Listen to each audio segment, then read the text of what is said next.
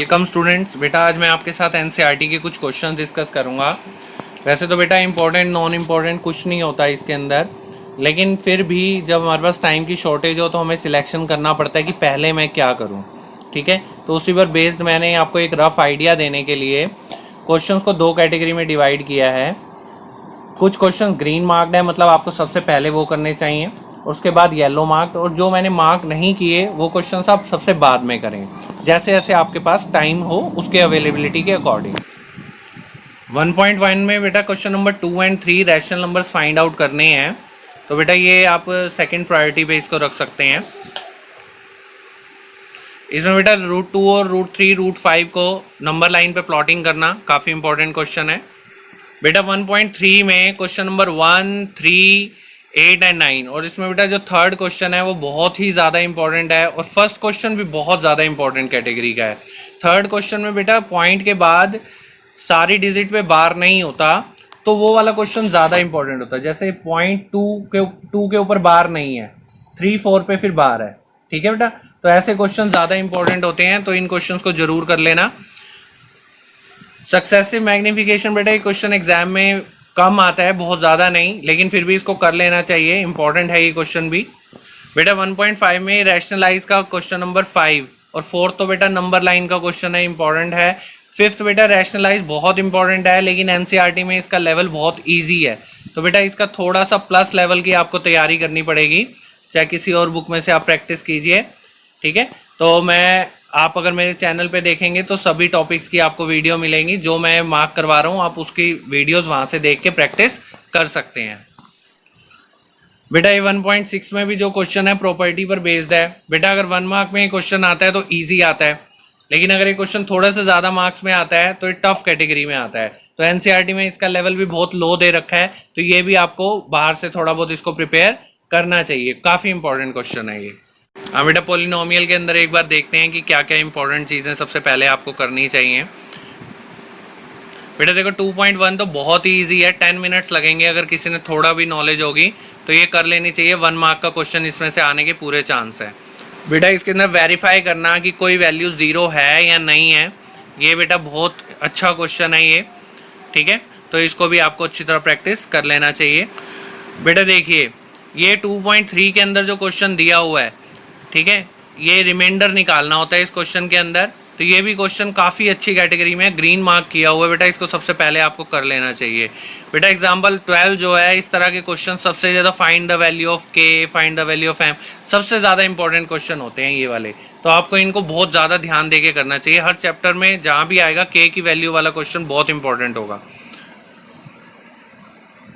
2.4 में बेटा देखो क्वेश्चन नंबर 2 को कर लेना चाहिए, 3 और 4। ठीक है, थर्ड क्वेश्चन फिर बोल रहा हूँ बहुत ज़्यादा इंपॉर्टेंट क्वेश्चन है, 2 मार्क्स में जनरली देखा जाता है ये क्वेश्चन।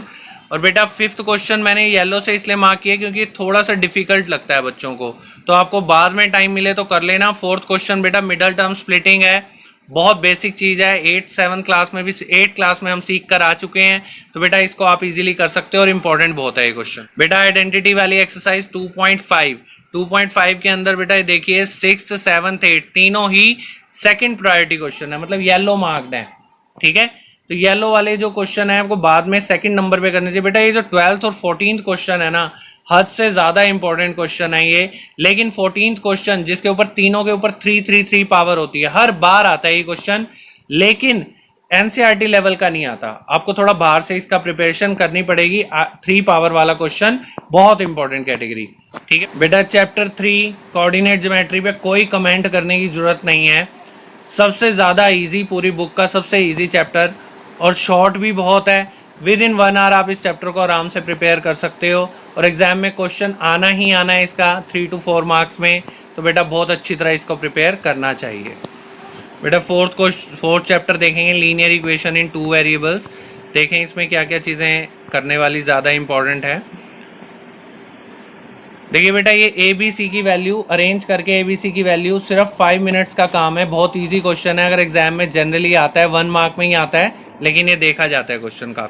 बेटा एक क्वेश्चन नंबर 2 4.2 का सॉल्यूशन निकालने। बेटा सॉल्यूशन निकालोगे तभी तो ग्राफ बनाओगे, तो सॉल्यूशन निकालना और ग्राफ बनाना ये दोनों ही क्वेश्चन श्योर शॉर्ट है, एग्जाम में आना ही आना है, इनका तो कोई चॉइस ही नहीं है कि भी ना आए। फोर्थ क्वेश्चन बेटा के की वैल्यू आ गया, तो मैंने आपको बोला जहाँ भी के की वैल्यू वाला क्वेश्चन हो वो तो 2 मार्क्स में ज़्यादातर इंपॉर्टेंट क्वेश्चन होता ही है। ठीक है बेटा। अब बेटा देखो एग्जांपल 6 मैंने मार्क किया हुआ है, इसमें बेटा ग्राफिकल है, ये आपको लाइन के ग्राफ बनाना है, तो बेटा ग्राफ तो कम से कम 10 क्वेश्चन प्रैक्टिस कर डालो, ये तो आना ही आना है। ठीक है। उसके बाद 4.3 में 1 और 3 क्वेश्चन मैंने मार्क किए हैं। पहला तो ग्राफ बनाने का है, दूसरा वही के की वैल्यू ए की वैल्यू वाला क्वेश्चन आ गया, बहुत इंपॉर्टेंट क्वेश्चन है। फोर्थ बेटा टैक्सी फेयर वाला क्वेश्चन है, थोड़ा सा बच्चों को डिफिकल्ट लगता है, अगर आपके पास टाइम बचे ग्रीन वालों के बाद तो इसको जरूर करो। और बेटा ये एक वर्ड प्रॉब्लम हो रहा है टेम्परेचर वाली, ठीक है, ये 8th जो क्वेश्चन है इसको भी सेकंड प्रायोरिटी पे रखा है, क्योंकि बेटा लीनियर इक्वेशंस जो होती है ना बच्चों को परेशान करती हैं। आप अपना सारा टाइम इनमें अगर वेस्ट कर दोगे तो बेटा फिर जो मेन इंपॉर्टेंट क्वेश्चन है जो आते रहते हैं उन पे कैसे करोगे, इसीलिए बेटा इनको सेकंड प्रायोरिटी में रखा गया है। बेटा 4.4 का तो मैं आपको क्या बोलूँ, बहुत ही ज़्यादा इंपॉर्टेंट है, कई बार ये क्वेश्चन देखा जाता है, सिंगल वेरिएबल है, ठीक है, तो आपको इसकी भी प्रैक्टिस कर लेनी चाहिए। बेटा 6 चैप्टर लाइंस एंड एंगल्स, हालांकि ज्योमेट्री सेक्शन ही पूरा बच्चों को काफ़ी टफ लगता है, लेकिन फिर भी मैं आपको एक रफ आइडिया दे दूंगा कि भाई कौन कौन से जो क्वेश्चंस हैं वो आपको कर लेने चाहिए।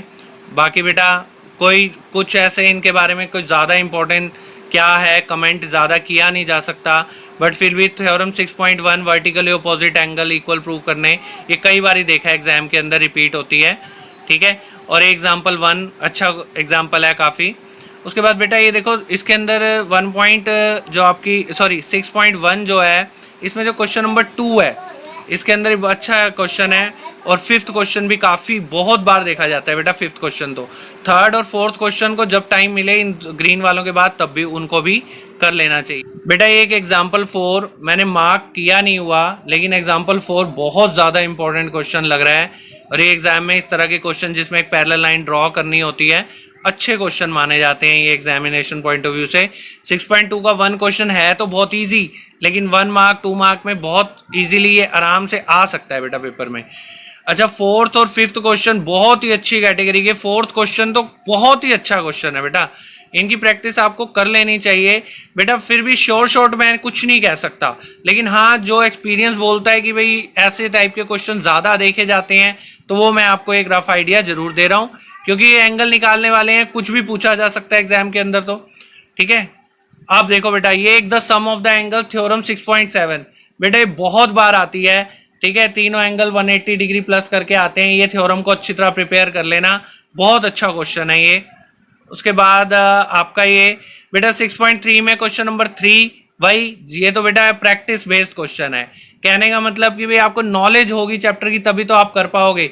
2-3 एंगल्स फाइंड आउट क्वेश्चन करके आप सोचो एग्जाम में कोई 4th क्वेश्चन भी आ सकता है वो तो, लेकिन फिर भी टाइम मिले तो इसको एक बार ही नजर मार लेना, ठीक है। और 6th क्वेश्चन बेटा काफी अच्छा क्वेश्चन है, कई बार देखा है ये भी मैंने एग्जाम में, ठीक है, तो ये क्वेश्चन आपने प्रिपेयर कर लेने हैं। हाँ बेटा चैप्टर 7 ट्राइंगल, बेटा ट्राइंगल फिर वही बात आती है, ज्योमेट्री के क्वेश्चन बच्चों को काफ़ी टफ लगते हैं, लेकिन फिर भी मैं ट्राई करूँगा कि भाई आपको कुछ एक रफ आइडिया तो मैं दे ही दूँ कि किस तरह के क्वेश्चंस आपको कर लेने चाहिए, ठीक है। बेटा 7.1 में क्वेश्चन नंबर 1 वही बात है, सेकंड प्रायोरिटी है इसकी।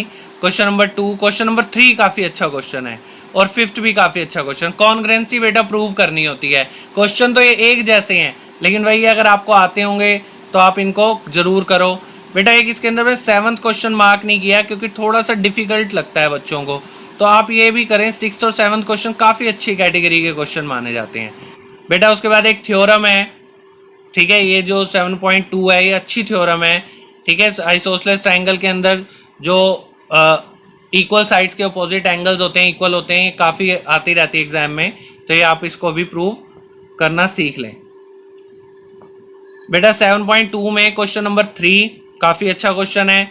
5th और 8th क्वेश्चन दोनों इजी क्वेश्चन है, ठीक है, काफ़ी इजी क्वेश्चन है, लेकिन वही आप एक बार इनको तब करना जब आपके ग्रीन मार्क्ड वाले क्वेश्चन हो जाएं, ठीक है बेटा। अपने टाइम की अवेलेबिलिटी देखो, मैं तो ये कहूँगा पूरी बुक करनी चाहिए, ऐसा तो कुछ नहीं होता, लेकिन जब आप आपके टाइम ही शॉर्ट रह जाए तो फिर तो कुछ मुझे सजेस्ट करना ही पड़ेगा आपको।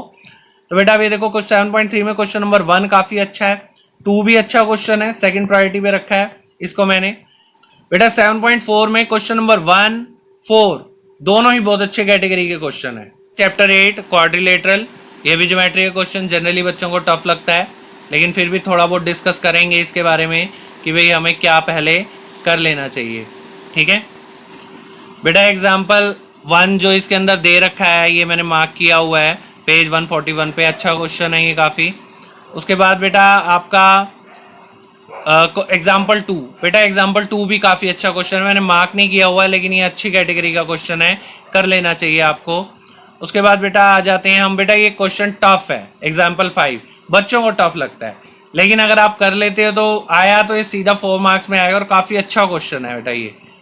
ठीक है, उसके बाद 8.1 में बेटा 2, 3, 4 और ये 8, ये सारे क्वेश्चन एक ही लेवल के हैं, कभी कभी नजर आते हैं एग्जाम के अंदर, ऐसा नहीं है कि बिल्कुल नहीं आते, तभी तो येलो मार्क किया है। लेकिन फर्स्ट क्वेश्चन तो आपको पता ही है, आप सबको आता भी होगा और काफी इजी और अच्छा क्वेश्चन है, ये तो रिपीट होता है कई बार, है ना।